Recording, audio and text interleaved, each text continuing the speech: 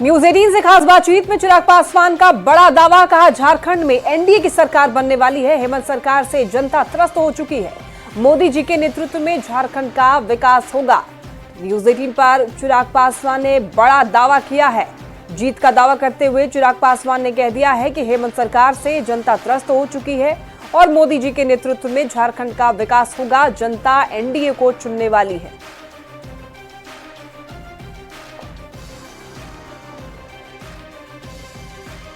बिहार में और झारखंड में जिस तरीके के संसाधन हैं, पोटेंशियल है, आप लगातार सभाएं करते रहे हैं। बिहार में तो आपने बिहार फर्स्ट, बिहारी फर्स्ट का विज़न दिया।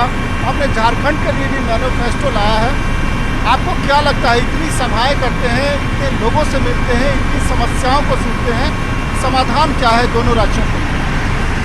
देखिए, झारखंड का अगर जिक्र करें, झारखंड में रिसोर्सेज की कमी नहीं है। अनंत संभावनाओं से भरा हुआ ये राज्य है।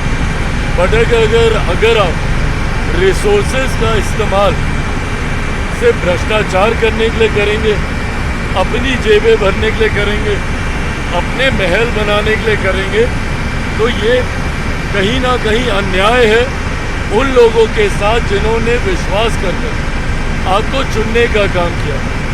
हेमंत सोरेन जी मौजूदा मुख्यमंत्री अगर चाहते तो जितनी संभावनाएं झारखंड में है, इसको एक डेवलप स्टेट के तौर पर, एक खूबसूरत उदाहरण के तौर पर इस राज्य को प्रस्तुत किया जा सकता था। पर जिस तरीके से यहाँ पर सिर्फ लोगों को लूटने की सोच वाली सरकार यहाँ पर पिछले 5 सालों में हम लोग को देखने को मिली, मैं मानता हूँ कि अब लोगों ने मन बना लिया है प्रधानमंत्री नरेंद्र मोदी जी की सोच वाली सरकार को यहाँ पर लाने का और झारखंड की उन संभावनाओं को तराशने का जो आने वाले समय में विकसित भारत के निर्माण में जो संकल्प मेरे प्रधानमंत्री जी का 2047 तक देश को एक विकसित देश बनाने का है, उसमें झारखंड एक अहम भूमिका निभाएगा, ये मैं मानता हूँ।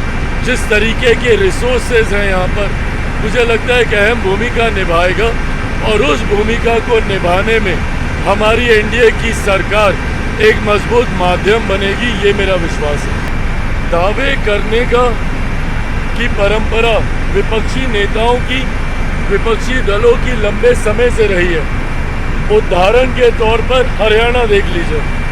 हरियाणा में कांग्रेस ने बड़े बड़े दावे किए।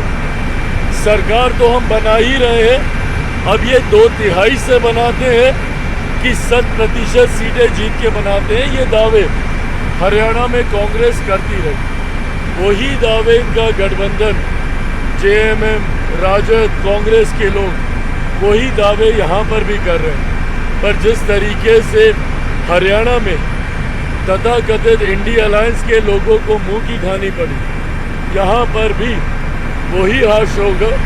कोई जनजातीय समाज का व्यक्ति इन्होंने बैठाने का काम किया।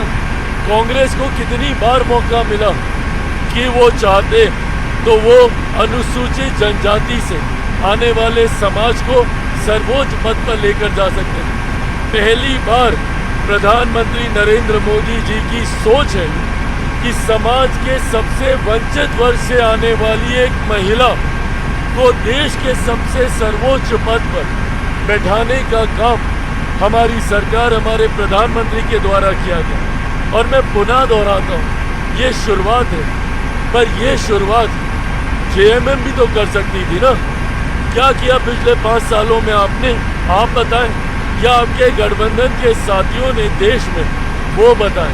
हम जब कर रहे हैं, उंगली उठाना आसान है, पर उस उंगली के साथ बाकी की उंगलियां जो आपकी तरफ उठती हैं, उसका जवाब भी हेमंत सोरेन जी को देना जरूरी है।